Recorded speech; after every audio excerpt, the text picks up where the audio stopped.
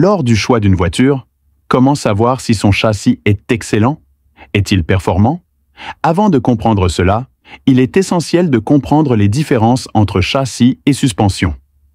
Aujourd'hui, nous allons aborder les 3 systèmes de suspension indépendants les plus courants: la suspension McPherson, la suspension à double triangulation et la suspension multibras.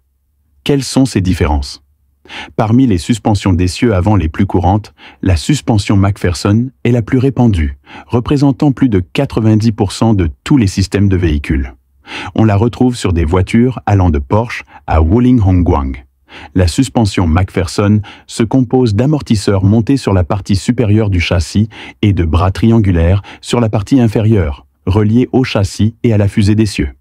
Ce système présente les avantages d'un faible coût et d'un faible encombrement. Cependant, comme les amortisseurs sont montés sur la partie supérieure de la suspension, ils assurent à la fois l'amortissement et la direction, ce qui se traduit par une tenue de route moyenne. Pour éviter que les roues n'interfèrent avec les ressorts des amortisseurs lors de la détente, l'essieu principal est fortement incliné, ce qui le désaxe par rapport au sol, ce qui affecte également la tenue de route. Dans les virages serrés et les changements de voie, les amortisseurs s'écrasent, maintenant une partie de la roue au sol, tandis que l'autre reste suspendue, réduisant ainsi l'adhérence. Pour des raisons d'encombrement réduit, de nombreuses petites voitures compactes sont équipées de compartiments moteurs plus petits pour loger le moteur et la transmission, ce qui nécessite l'utilisation d'une suspension à jambes de force McPherson sur l'essieu avant. La suspension à double triangulation est basée sur la jambe de force McPherson, mais les amortisseurs sont déplacés vers le bras inférieur et un triangle est ajouté au-dessus, d'où son nom. Ce système offre une structure plus stable et un angle de braquage constant en virage, maintenant la roue au niveau du sol et améliorant l'adhérence.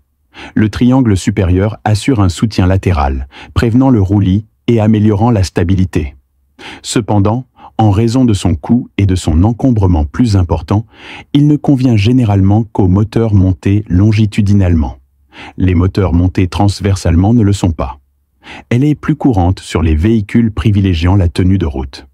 Une suspension multibras est une structure à double triangulation, mais dont le bras est divisé en bras individuels. En virage, les 2 plus petits bras du bras supérieur pivotent d'avant en arrière, ce qui permet de mieux contrôler l'angle de roulis du châssis et de compenser le sous-virage. Cela offre un meilleur soutien latéral qu'une structure à double triangulation. Une suspension multibras comporte davantage de pièces, occupe plus d'espace et augmente les coûts d'entretien.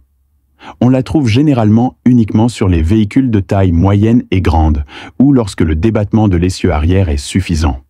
Elle assure confort et tenue de route, mais nécessite également un espace et des réglages importants.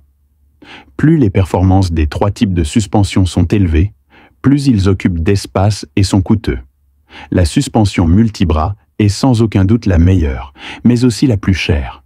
La suspension à jambes de force McPherson est la moins chère, mais aussi la plus compacte, avec le double bras triangulaire positionné au milieu.